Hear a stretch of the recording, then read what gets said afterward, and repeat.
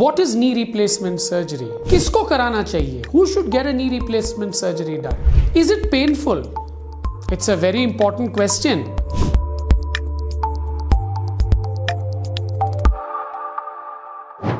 Hello and welcome back. I am Dr. Vikram Maskar, a knee specialist from New Delhi, India, working out of Max Hospital, Saket. इस video में हम बात करेंगे What is knee replacement surgery? नी प्रत्यारोपण surgery क्या है? किसको कराना चाहिए? Who should get it done? Is it very painful? How expensive is it? इसका कॉस्ट क्या है? और सबसे इंपॉर्टेंट और महत्वपूर्ण सवाल, Is it successful? So let's talk about knee replacement surgery. What is knee replacement surgery? Is it a replacement? It's wrong. In a normal knee replacement surgery, we do not replace the knee. So what do? जब आपके घर में paint निकल जाता है दीवारों से तो आप क्या करते हो? क्या आप दीवार को पूरी तरीके से तोड़ के नया दीवार खड़ा कर देते हो? No. पेंटर आता है, he takes a sandpaper or a rough paper and rubs against the wall.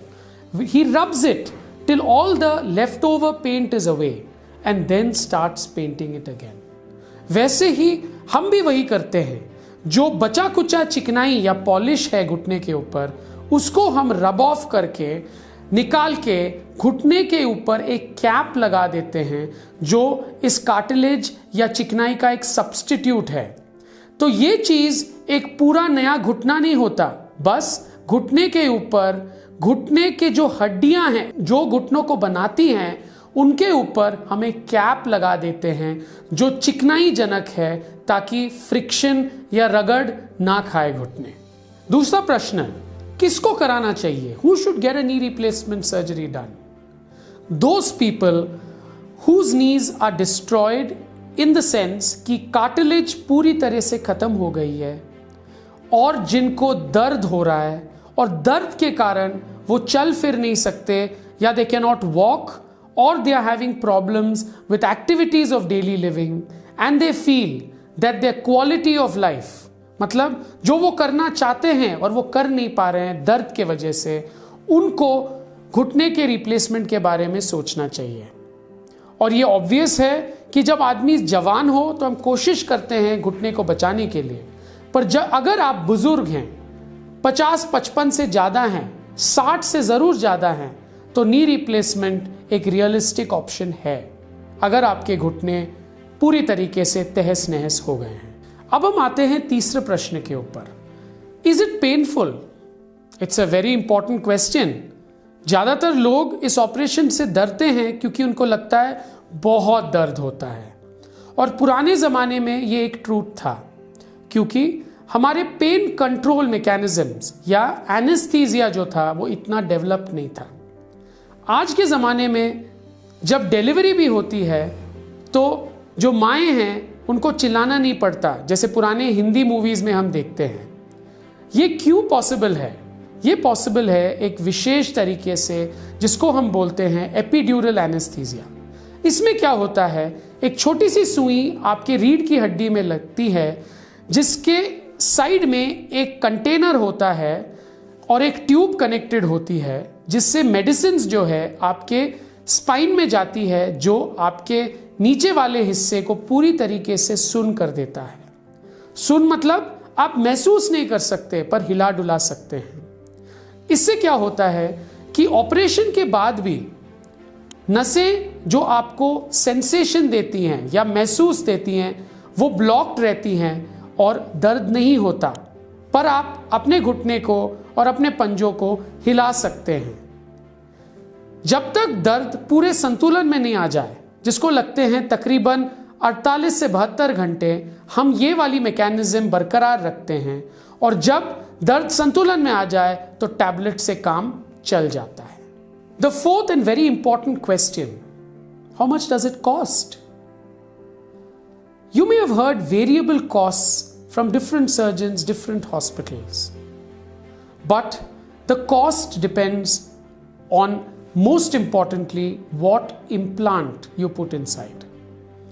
कई इम्प्लांट्स हैं जिसमें बहुत रिसर्च किया गया है, 30-40 साल से इस्तेमाल हो रहे हैं, बहुत अच्छे रिजल्ट्स के साथ साथ। तो हमेशा यही अच्छे वाले इम्प्लांट जिनकी क्वालिटी बढ़िया है वही इस्तेमाल करने चाहिए, जो हम स्टैंडर्डाइज्ड इम्प्लांट्स बोलते हैं, और बहुत सारे कंपनियां हैं जो इनको बनाती हैं।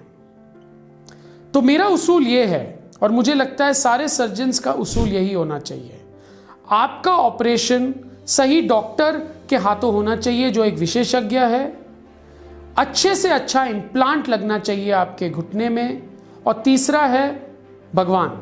अगर दो चीज़ों से आप नाइंसाफ़ी नहीं करोगे तो भगवान आपके साथ रहता है। अगर आप अच्छे से अच्छा इम्प्लांट लगाते हो अच्छे अस्पताल में, तो तकरीबन इसका कॉस्ट होता है, अगर दोनों घुटने इकट्ठे करें तो तकरीबन 5 से 6 लाख रुपए। अगर हम एक ही घुटना करें तो ये 2 से 3 लाख रुपए कॉस्ट कर सकता है, everything inclusive from entry to exit 5 दिन के स्टे के लिए। The last and most important question, how successful is this operation? It is a very, very successful operation, but when done well and in the right hands. So what do we mean by when done well? What are you trying to do in this operation? What you are trying to do is trying to create a smooth surface on all 3 bones so that there is no friction. मतलब आप एक cap लगा रहे हो जो चिकनाई जनक है, और ये कैप की क्वालिटी सबसे बढ़िया होनी चाहिए, और ये आपका लॉन्जेविटी या कितने साल आपका घुटना चलेगा ये निर्भर करता है। दूसरी चीज है अलाइनमेंट। कई लोगों में आर्थराइटिस इसीलिए होता है क्योंकि उनके घुटने में तिरछापंती है। अगर आप कैप भी लगाओगे उसके ऊपर और तिरछापंती को सीधा नहीं करोगे तो जो कुदरत ने गलत किया था आप फिर से वही चीज दोहरा रहे हो, और घुटना फिर से जल्द घिस सकता है। इसीलिए एंड ऑफ द प्रोसीजर में घुटने का अलाइनमेंट सही होना चाहिए, घुटने का संतुलन सही होना चाहिए, बैलेंस्ड होना चाहिए, ज्यादा ओपनिंग अंदर बाहर नहीं होना चाहिए, और सबसे बढ़िया क्वालिटी इम्प्लांट लगना चाहिए सबसे अच्छे हाथों के द्वारा जो एक विशेषज्ञ है। अगर हम ये सारे चीज़ें देख लें और इनमें कॉम्प्रोमाइज़ नहीं करें तो आपका घुटना सक्सेसफुल है।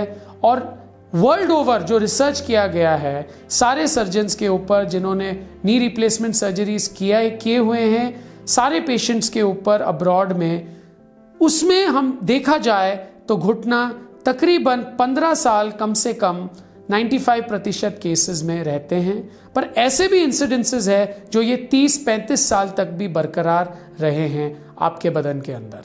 तो इसके ऊपर एक एक्सपायरी डेट मत लगाइएगा। ऑपरेशन महत्वपूर्ण है, रिहैबिलिटेशन या एक्सरसाइज इंपॉर्टेंट है, क्योंकि अगर आप गाड़ी के पहिए बदलोगे पर इंजन की ट्यूनिंग नहीं करोगे तो गाड़ी ठीक तरह से नहीं चलेगा। और आपके इंजन्स है आपके मांसपेशियां, इनकी एक्सरसाइज बहुत इंपॉर्टेंट है। और तीसरी चीज मेंटेन योर नी। तो मैं मिसाल के तौर पर मारुति गाड़ी बोलता हूं। पुराने जमाने में मारुति एक गाड़ी होती थी, एम्बेसडर होती थी, और हम सब लोग जिसके पास गाड़ी होती थी एक बहुत बड़ी चीज मानी जाती थी। तो हम खुद ही मेंटेन करते थे, गाड़ी को धीरे तरीके से चलाते थे, खुद ही साफ करते थे। पर आज के ज़माने में आप गाड़ी हर 3-4 साल बदल देते हो, तो हम इतना फोकस नहीं रखते अपनी गाड़ी के ऊपर। वैसे ही घुटने में ये इंपॉर्टेंट है कि मेंटेन करो, चलो फिरो, इसको बढ़िया से इस्तेमाल करो। आप नीचे भी बैठ सकते हैं, पर मेरा एडवाइस होगा आप कर सकते हैं पर करना नहीं चाहिए, ताकि आपका घुटना ज़्यादा से ज़्यादा चले। तो नीचे आलती पालती कम से कम बैठो। कूदने वाले एक्सरसाइजेज मत करिए अपने ऑपरेशन के बाद। आप चल सकते हैं जितना चाहे, पर्वत भी क्लाइंब कर सकते हैं, पर कूदना, भागना और नीचे आलती पालती करना अवॉइड करना चाहिए आपको। If you enjoyed this video, if your questions regarding knee replacement surgery have been answered, please like, share and subscribe to my channel, and hope to see you later.